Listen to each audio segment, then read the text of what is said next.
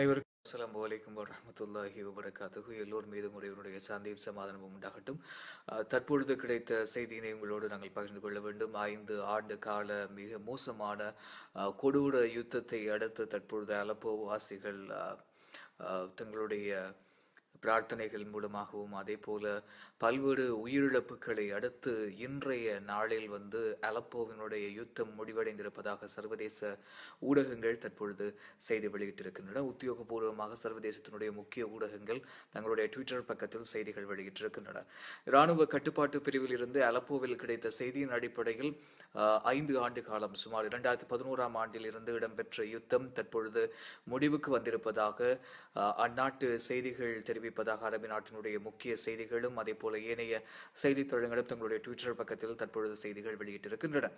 இந்த அடிப்படையில் பார்க்க போனால் கிளர்ச்சி படையினரை அடக்குகின்றோம் என்ற துணைப்பொருளில் சுமார் லட்சக்கணக்கான முஸ்லிம்களை குன்று குவித்தது பஷார் அல் அசாத்தினுடைய ஆட்சி. அதே போல ரஷ்யா, ஈரான் ஆகிய இரு நாட்டினுடைய கூட்டுப்படையும் அழித்தொழித்திருப்பது என்பது மிக முக்கியமான விடயம். இதன் அடிப்படையில் பல மக்கள் விதவையாக இருக்கிறார்கள். லட்சக்கணக்கான குழந்தைகள் பாதிக்கப்பட்டிருக்கிறது. இரசாயன தாக்குதல் மூலமாக மூட முடியாத அளவில் 10,000க்கும் மேற்பட்ட சிறுவர்கள் பாதிக்கப்பட்டிருக்கிறார்கள் என்று அந்த நாட்டினுடைய செய்திகள் தெரிவிக்கின்றன.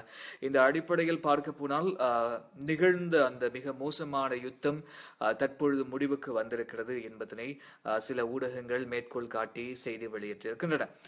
குறிப்பாக இந்த செய்தியினை பார்க்கின்ற போது அந்நாட்டு ஊடகங்கள் தகவல் வெளியிடுகையில் தற்பொழுது கிளர்ச்சியாளர்களுடைய கட்டுப்பாட்டில் இருந்த ஒரு நிலைமை தற்பொழுது சுமூகமாக முறியடிக்கப்பட்டு தற்பொழுது இராணுவத்தினுடைய முழுமையான கட்டுப்பாட்டுக்குள் அலப்போ பிரதேசம் வந்திருப்பதாக தெரிவிக்கப்படுகிறது.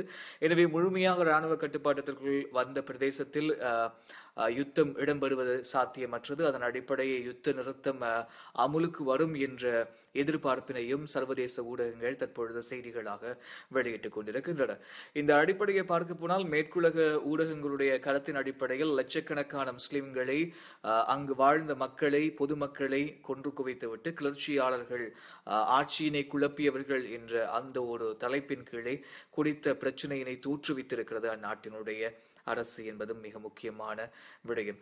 முழு நாட்டினுடைய அல்ல முழு உலகத்தினுடைய மக்களுடைய பிரார்த்தனைகளை இறைவன் ஏற்றுக்கொண்டு இந்த யுத்தம் தற்பொழுது ஒரு முடிவுக்கு எப்படியோ இராணுவத்தினுடைய கட்டுப்பாட்டிலோ அல்லது இராணுவத்தினுடைய கட்டுப்பாட்டு அல்லாமலோ ஒரு வகையில் இந்த பிரச்சனைகள், அதாவது கஷ்டப்படக்கூடிய துன்பப்படக்கூடிய லட்சக்கணக்கான மக்களுடைய வாழ்க்கை சுமூகமான ஒரு நிலைமையினை அடைந்திருப்பதை நினைத்து நாங்கள் மகிழ்ச்சிப்படுகின்றோம். எனவே மேற்குலகினுடைய செய்தித்தளங்கள் வெளியிட்டிருக்கக்கூடிய செய்திகளின் அடிப்படையில் பார்க்க போனால் தற்பொழுது அந்த நாட்டிலே இராணுவ கட்டுப்பாட்டுக்குள் வந்திருக்கக்கூடிய பிரதேசங்கள் இருப்பதாக செய்தி வெளியிட்டிருக்கிறது. இன்னும் சில செய்தித்தளங்கள் துருக்கியினுடைய அரசு அந்நாட்டினுடைய மக்களை, பொதுமக்களை பாதுகாப்பாக வெளியேற்றியிருப்பதாகவும் செய்திகள் சில தெரிவிக்கின்றன. இதன் அடிப்படையை பார்க்க போனால் யுத்தம் முடிந்து ஒரு சுமூகமான நிலை தோன்றுவதற்கான ஒரு வாய்ப்பு இனிமேல் தோற்றுவிக்கப்படலாம் என எதிர்பார்க்கப்படுகிறது. அவர்களுக்காக பிரார்த்தித்த, குரல் கொடுத்த லட்சக்கணக்கான முஸ்லிம்களுக்கு நாம் எங்களுடைய பொதுவான ஊடக சார்பான நன்றிகளை நாம் இந்த சந்தர்ப்பத்தில் தெரிவித்துக் கொள்கின்றோம்.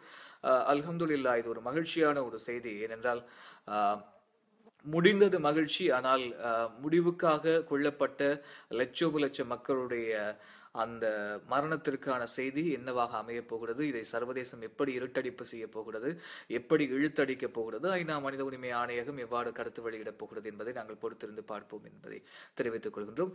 ஜாஜில் நியூஸினுடைய விசேட செய்திகளுக்காக தற்பொழுது MSM சுஜா அரபு நாட்டினுடைய முக்கிய செய்திகளை அடிப்படையாக கொண்டு நன்றி. ஹாய் ஃப்ரெண்ட்ஸ், இந்த வீடியோ உங்களுக்கு பிடிச்சிருந்தால் லைக் பண்ணுங்கள், ஷேர் பண்ணுங்கள், ஆன்லைன் PA சப்ஸ்கிரைப் பண்ணுங்கள். தேங்க்யூ.